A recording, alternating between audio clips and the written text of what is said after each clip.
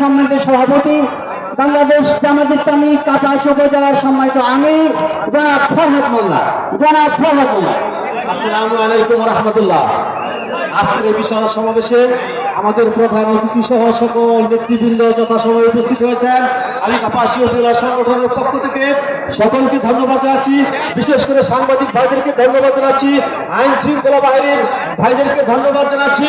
সকলকে ধন্যবাদ জানিয়ে আমরা এখান থেকে যে মেসেজ পেয়েছি, আমরা এখান থেকে যে ঘোষণা পেয়েছি, ইনশাআল্লাহ কাপাসিয়ার প্রতিটি ঘরে ঘরে আমরা ইসলামের দাওয়াত পৌঁছে দিব।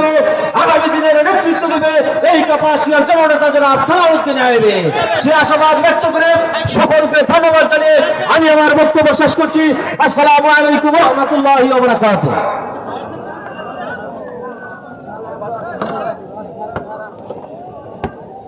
মাস্টার মেরে খুলে দে।